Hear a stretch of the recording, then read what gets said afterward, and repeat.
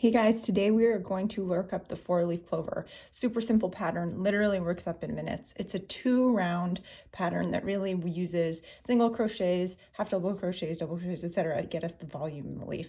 Really simple. Let's go. All right, round 1. So this is how we're going to kick it off. We're going to chain 3 to make a loop, and that's really the base for everything. So chain 3, connect with a slip stitch in the beginning. And here we go. And that's going to be our ring that we're going to start with. Round 1, chain 8. 1,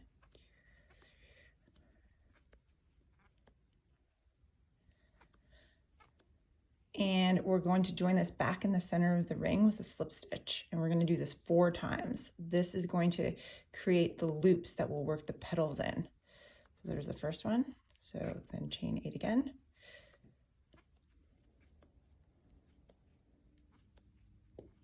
And slip stitch back in the center of the ring.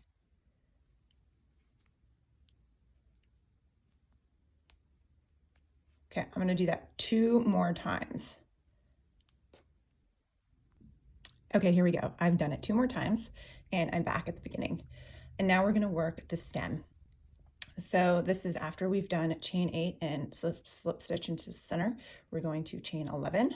1, 2, 3, 4, 5, 6, 7, 8, 9, 10.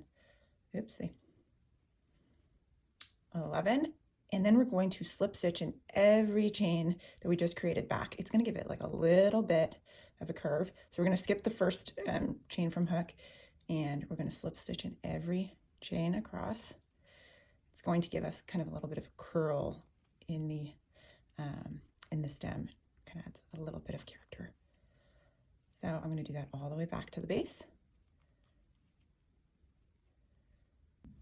Okay, I've slip stitched in every chain all the way back, and I am going to finish this round with a slip stitch back in the center.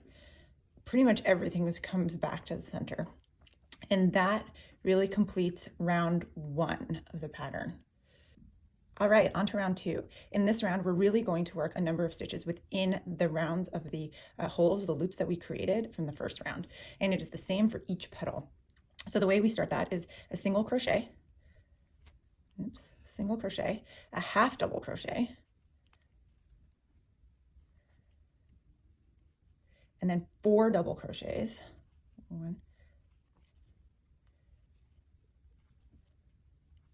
2,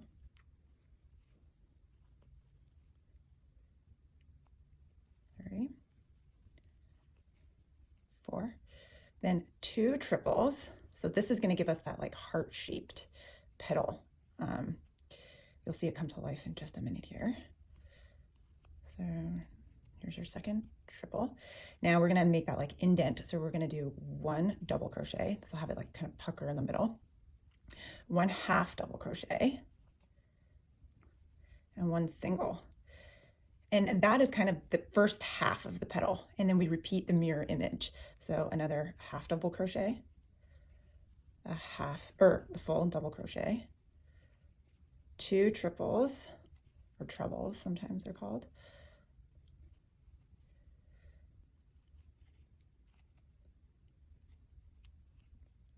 there's the second one, and then 4 DCs in a row here.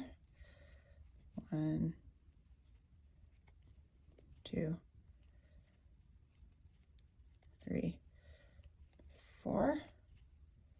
An HDC, so we're kind of tapering it down. It's going to feel tight in there, but trust me, it works out. A single crochet. Oops, don't grab the other petal. And then to finish this one, we're going to do a slip stitch right in the center, make it all nice and neat and tidy. I said that, and then I caught some other yarn. Sorry. Slip stitch into the center. Okay, so here is petal 1.